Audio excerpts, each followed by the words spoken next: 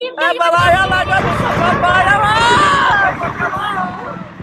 मात्र बाकीच्या तर गरीब कबाड़ी की काम करता है आज से 20 साल का जीत के रहता है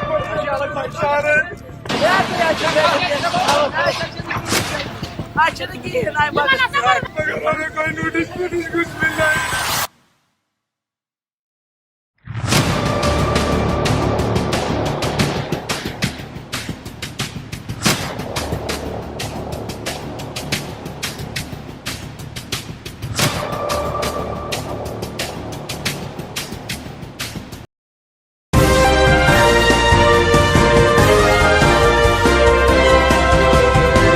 ये सत्ता बेहतर तरीके से जानती है कि जब सवाल इन पर या इनके दोस्त पर उठने लगता है तो ये पूरी तरीके से बचाव में आकर मौन धारण कर लेते हैं, और जब इन पर हमले तेज होते हैं तो मुसलमानों के ऊपर ये साफ तौर पर हमले करना शुरू कर देते हैं। और इनके हमलों की शक्ल में हर बार जो कीमत मुसलमान चुकाता है वो अपने घर पर बुलडोज चलवाकर, मस्जिदों को जमीन दोज करके और लोगों को गिरफ्तार कर, इस तरह की तस्वीर हमेशा सामने आती है। 2014 के बाद कुछ खास नहीं बदला है। वहीं जम्मू कश्मीर में चुनावी सुगबुगाहट के बीच बुलडोजर गरज रहा है, और उस गरजने के पीछे मिडिल ईस्ट में भारत पर उसके रवैये को लेकर लगातार सवाल उठ रहे हैं।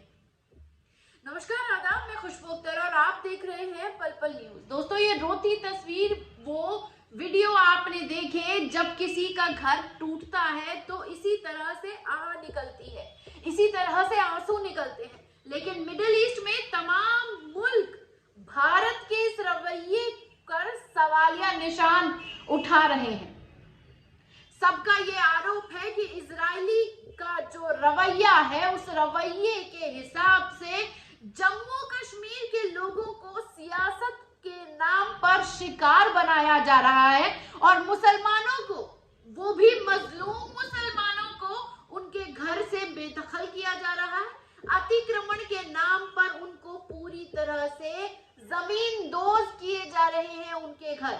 जब इससे भी मन नहीं भर रहा प्रशासन का तो साफ तौर पर उन्होंने मस्जिदों को भी जमीन दोज कर दिया है। दोस्तों, जी हाँ, इस खबर के बारे में कहीं कोई सुगबुगाहट नहीं है, लेकिन इसकी आवाज अरब में उठी है। अरब शेख ने जिस तरीके से ट्वीट कर अपना दर्द जाहिर किया, सवाल जाहिर किया और मुसलमानों को लेकर भारत की उस नजर पर फिर से सवाल खड़े किए हैं दोस्तों, जिसके बारे में कहीं कोई बात नहीं हो रही है।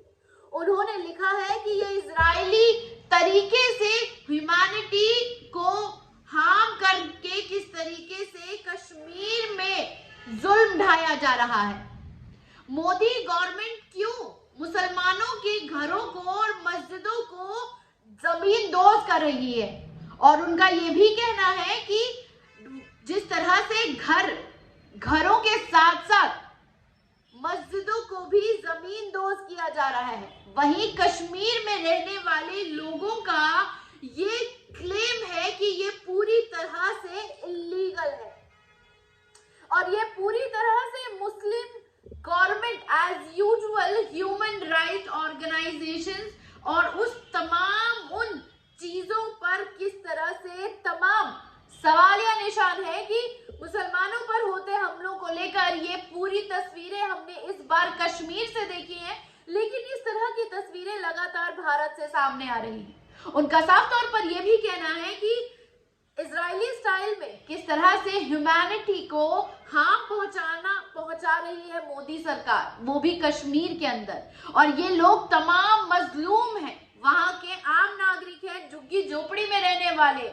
अतिक्रमण के नाम पर सरकार की जमीन हड़पने के लिए इन्हें निशाना बनाया जा रहा है, और उनका जिनके घर गिराए गए, मस्जिद जमीन दोज की गई, उनका साफ तौर पर कहना है कि ये घर हमारे हैं, हमसे सिर्फ बदला लिया जा रहा है, मस्जिदें जमीन दोज की जा रही हैं। लेकिन उसके बाद सत्ता अपनी खामोशी नहीं तोड़ना चाहती, सत्ता इस पर कोई सवाल नहीं करना चाहती, सवाल करने वालों को जेल के पीछे डाल रही है। रोती हुई महिला का वीडियो ये सोशल मीडिया पर वायरल हो रहा है। एक बार इस वीडियो पर नजर डाल लीजिए दोस्तों। बघायला लागत बाळावा मात्र बाकीच्या तर गरीब कबाड़ी के काम करता है आज से 20 साल का भीग के रहता है सारे मगर हमें कोई नोटिस कुछ मिला ही नहीं।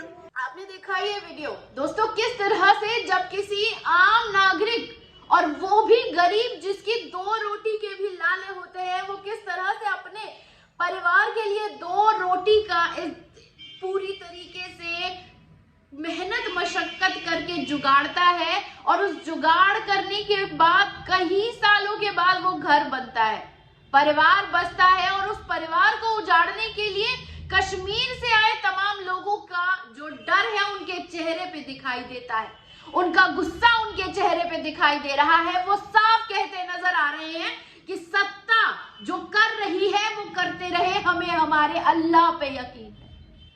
लेकिन ये आवाजें इतनी दर्द भरी और होपलेस हैं कि हमें भी सोचने पर मजबूर करती हैं कि कश्मीर किस दर्द से गूंज रहा है। और उस जूझते हुए दर्द के बीच हमारे सामने ये रिपोर्ट आई है। एक बार इस रिपोर्ट पर नजर डाल लीजिए दोस्तों। जिस तरह से गंदरबल के गुड़ इलाके में कुल्लन और गोहापोरी अरकास में प्रशासन ने अतिक्रमण के नाम पर जिस तरह से अपना हंटर चलाया है, उसके बाद करचाई भूमि को कब्जा मुक्त कराने को लेकर प्रशासन अपनी पीठ थपथपाती हुई नजर आ रही है। उन्होंने कई दुकानों को सील किया है और तो और लोगों के घरों को जमींदोज किया है और उसी के साथ साथ मस्जिद को भी जमींदोज कर प्रशासन खुश होता हुआ दिखाई दे रहा है। और चुनावी सुगबुगाहट को लेकर बुलडोजर चलती हुई वो तस्वीर जब सामने आती है तो हर कोई योगी जी को उनके बुलडोजर राज से याद कर फिर से भक्त नाचना शुरू कर देते हैं।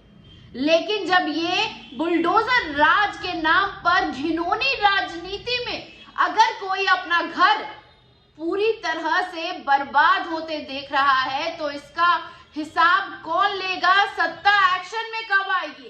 सॉरी, सत्ता का तो एक्शन ही यही है कि मुल्ले टाइट रखे जाएंगे के नाम पर घर पर जमींदोज करवा दिया जाए, बुलडोजर चला दिया जाए, मस्जिदें तुड़वा दी जाए, मदरसों पर बुलडोजर चला दिया जाए और तो और साफ तौर पर सत्ता को जब जो विरोध करता हुआ उनको दिखाई दे तो उनके ऊपर यूए पुए लगा दिया जाए।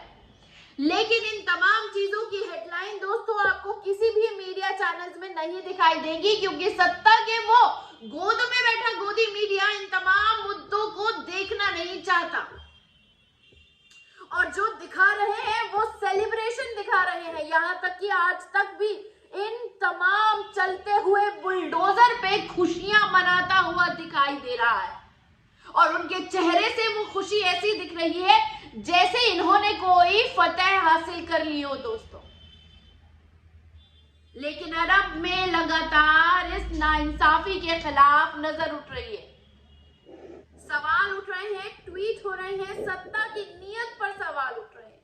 लेकिन मुसलमानों को लेकर जिस तरीके का रवैया सत्ता ने इख्तियार किया है उसकी तस्वीर जनता 382 दिन बाद यानी 2024 के लोकसभा चुनाव में जरूर दिखाएगी।